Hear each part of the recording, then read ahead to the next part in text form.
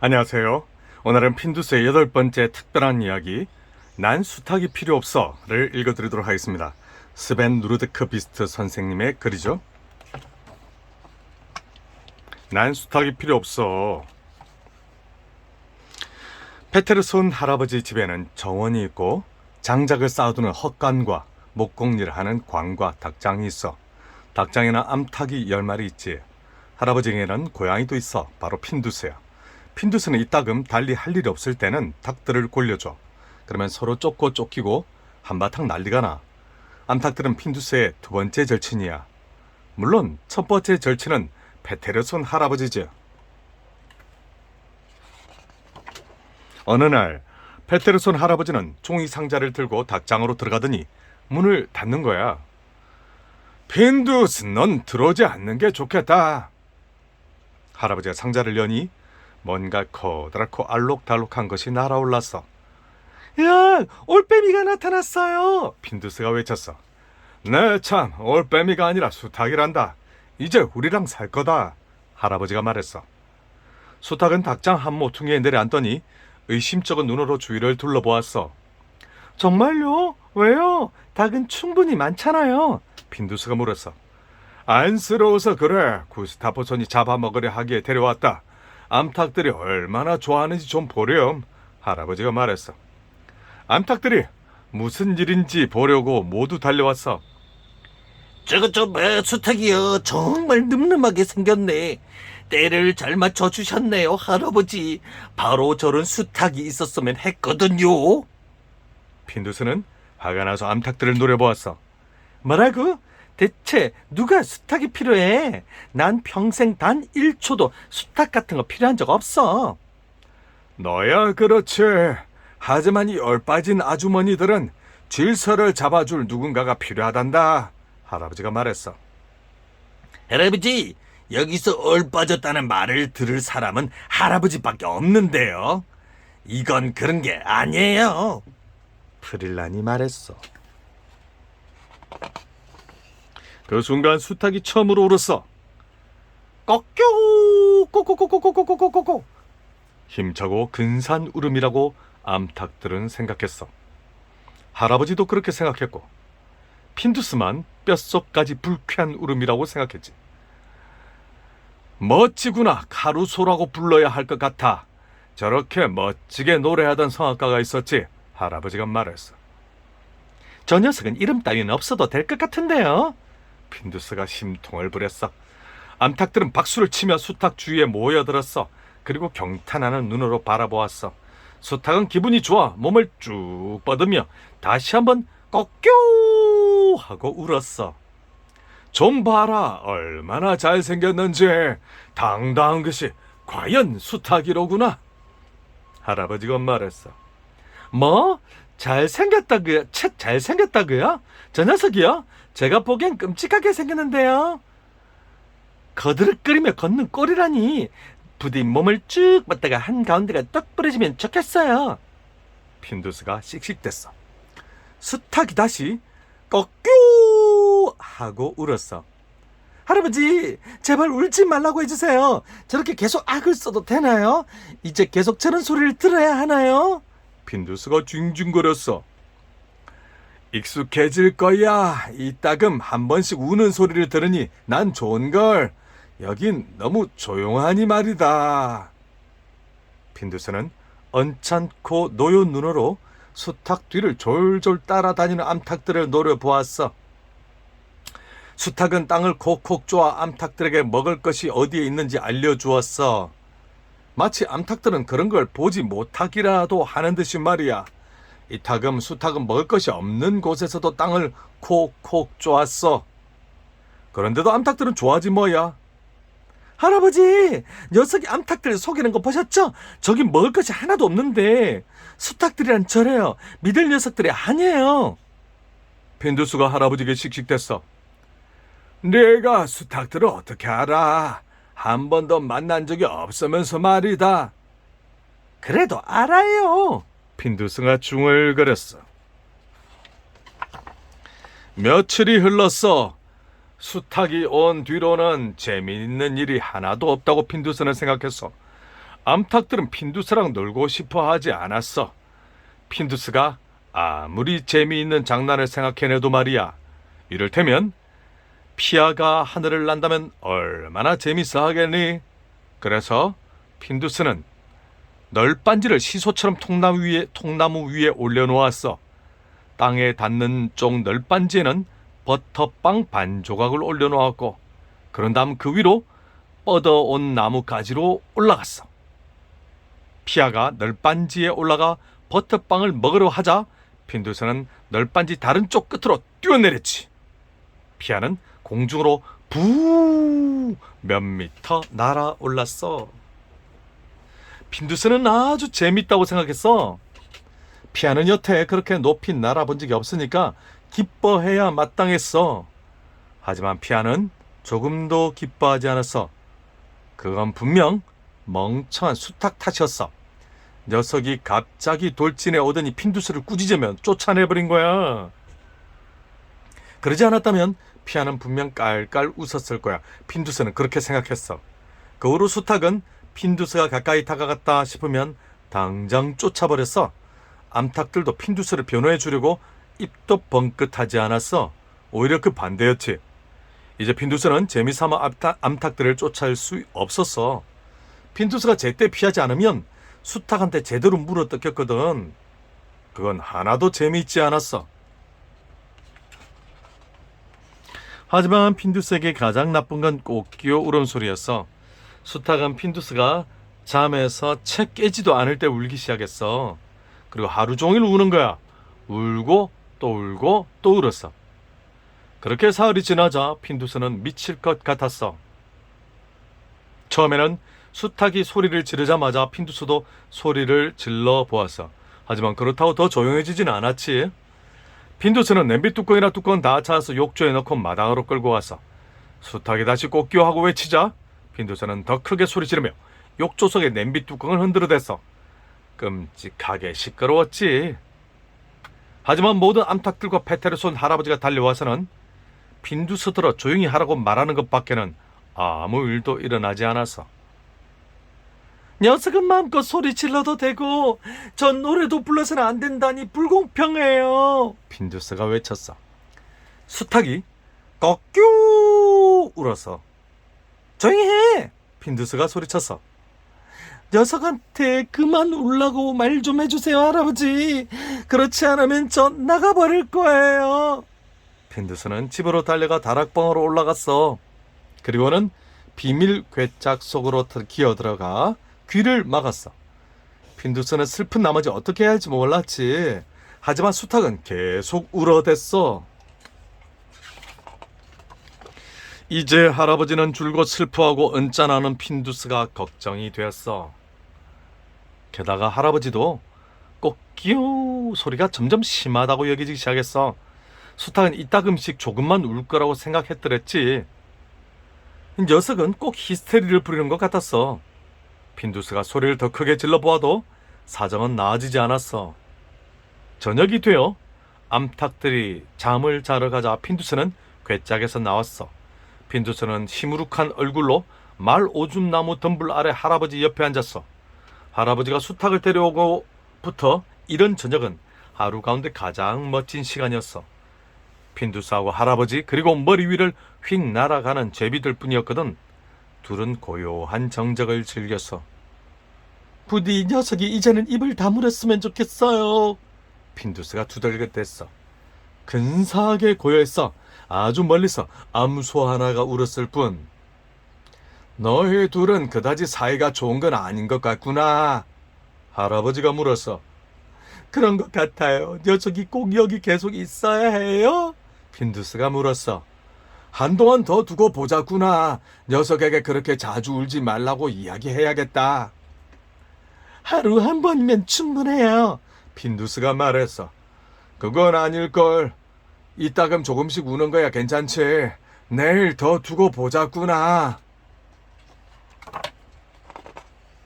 다음날 할아버지는 수탉을 헛간으로 데리고 갔어. 다른 동물들이 이야기를 듣지 못하게 말이야. 할아버지가 심각한 눈으로 바라보자 수탉이 울었어. 그 바람에 장작가리가 와르르 무너졌어.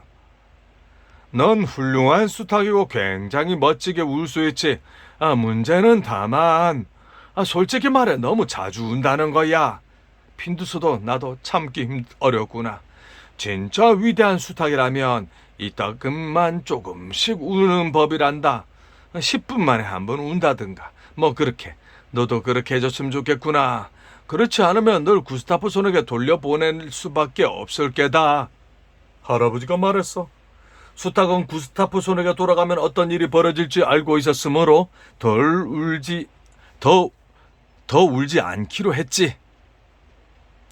하지만 호락호락하게 넘어가서야 되겠어? 그래서 수탉은 대신 1시간마다 5분씩 원하는 만큼 울겠다고 제안했지. 할아버지는 동의했어. 할아버지는 당장 벽에 뻐꾸기 시계를 걸어놓았어.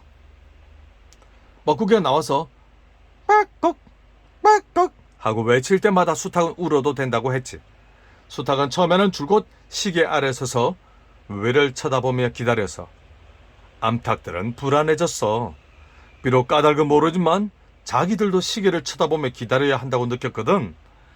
뻐꾸기 시계 문이 열리자마자 수탉은 울기 시작해서 5분 동안 울고 또 울었어. 그것도 귀가 먹먹해질 정도로 아주 큰 소리로.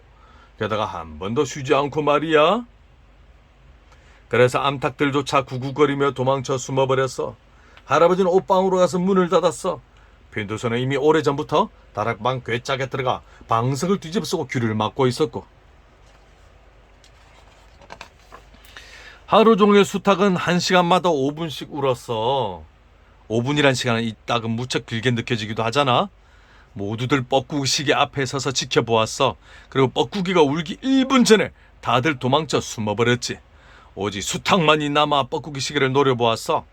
오후 5시가 되자 수탉은 기진맥진했어. 얼른 6시가 되었으면 싶었어. 그러면 자러 갈 수 있으니까. 어쨌거나 6시가 되자 수탉은 마지막으로 우는 시도를 했어. 비록 아주 쉰 목소리였지만 말이야. 하지만 이번엔 1분밖에 울지 못하고 끝내고 말았지. 몸 상태가 그다지 좋지 못했어. 수탉은 서글픈 마음으로 닭장으로 기어들어갔어. 암탉들을 모으지도 않고 말이야. 할아버지는 옷방에서 나왔고 동시에 핀두스는 다락에서 내려왔어. 녀석이 이제 녹초가 됐나봐요. 핀두스가 말했어. 그런 것 같구나. 그렇게 소리를 질러댔으니 힘들만도 하지. 꼭 5분 동안 울 필요는 없는데 말이다. 다시 한번 이야기해봐야겠다. 할아버지가 말했어. 다음 날도 더 나아지지는 않았어. 할아버지가 수탉에게 소리를 조금 낮추고 우는 시간을 줄여달라고 부탁했는데도 그랬어. 수탉은 1시간마다 한 번씩 한숨도 쉬지 않고 귀가 먹먹할 정도로 꼭끼요 하고 울어댔어. 울음소리가 멀리까지 울려 퍼졌지. 어쩌면 전보다 더 오래 운 건 아닐지 모르지만 핀두스는 여전히 참기 어려웠어. 이제 핀두스는 수탉에게 완전히 질려버렸어. 수탉이란 종족은 모두 없어져야 된다고까지 생각했어. 하루 종일 모든 것의 중심은 수탉이었어. 수탉이 한동안 조용해지면 할아버지는 염려가 되어 무슨 일이 있는지 살펴보았어. 한 번은 지렁이를 찾아 수탉에게 주기까지 했어.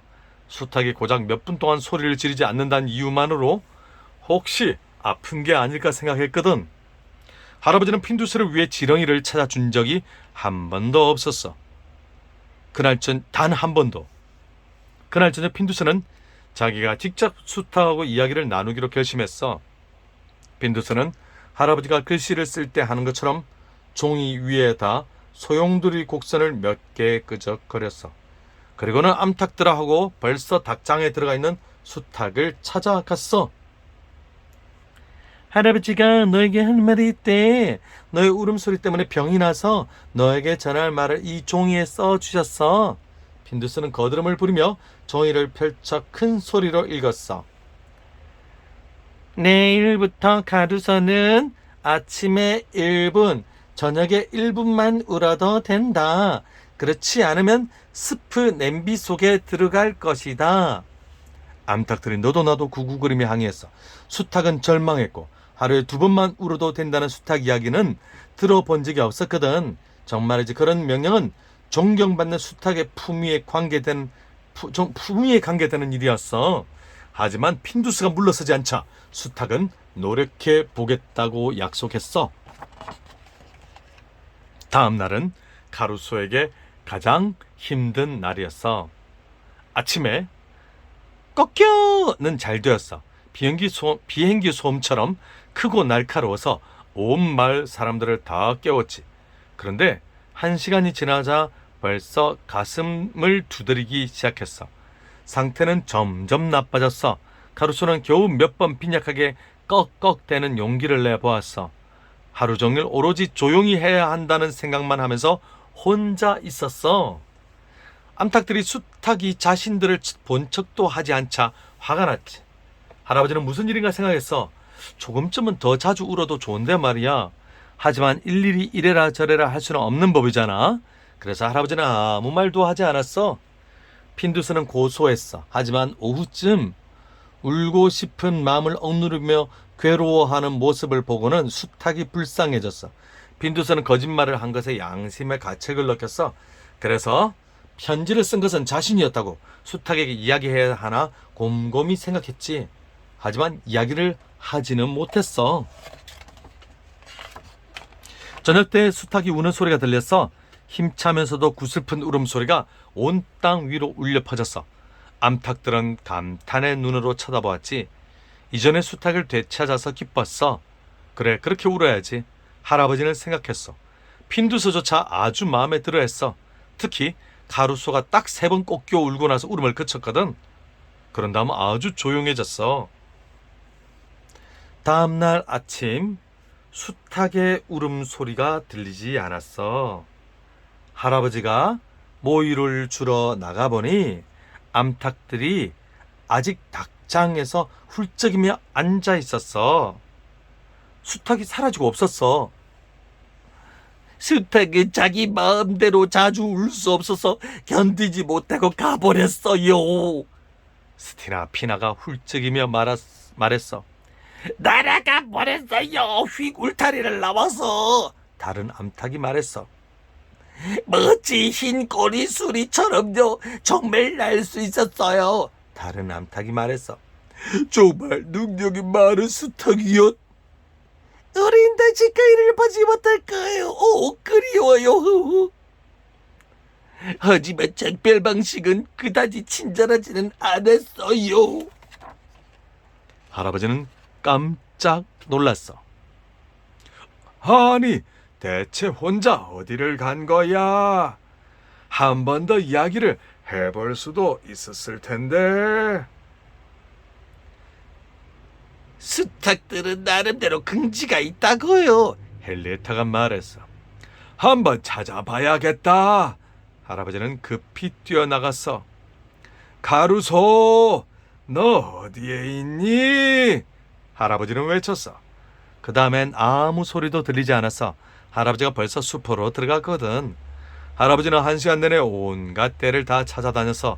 하지만 수탉은 소리가 들리지도 모습이 보이지도 않았어. 핀두스는 부끄러웠어. 사실은 이렇게 되기를 바랐었지만 그건 그저 생각뿐이었지. 그런데 생각이 현실이 된 지금에 와서는 후회가 되었어. 모두 제 탓이에요. 핀두스는 편지 이야기를 했어. 할아버지가 심각한 눈으로 핀두스를 바라보았어. 참 잘했다. 게다가 내가 편지를 썼다고 했단 말이지. 부디 부끄러운 줄 알아라. 할아버지가 말했어. 이렇게 금방 가버릴 줄은 짐작도 못했어요. 핀두스는 나른 진심으로 부끄러웠어. 할아버지, 녀석이 다시 올까요? 그럴 것 같지는 않구나. 너도 들었다시피 수탉은 나름대로 긍지를 갖고 있다고 하잖느냐. 지금으로선 녀석이 마음껏 울 수 있는 다른 곳을 찾기를 바랄 수밖에 없구나. 이제 마당은 다시 조용해졌어. 할아버지는 암탉들을 신중하게 관찰했어. 닭들은 벌써 조금 더 유쾌해진 듯했어. 뭔가 머릿속에 딴 생각이 있는 것처럼 말이야. 내 생각에는 곧 닭장에서 새로운 요란스러운 소리가 들릴 듯이구나. 병아리 삐약삐약 소리 말이다. 할아버지가 말했어. 네, 저도 그렇게 생각해요. 소피 모피가 간절하게 말했어. 저도요. 마틸다가 말했어. 모두들 동의한다는 뜻으로 구구거렸어. 우리 모두 그렇게 믿어요. 프릴란이 말했어. 정말 흐뭇한 듯이 보였어. 병아리들은 할 수 있는 한 아주 조심스레 다뤄야 한다. 할아버지가 말했어. 작은 병아리는 연약하고 예민하니 말이다.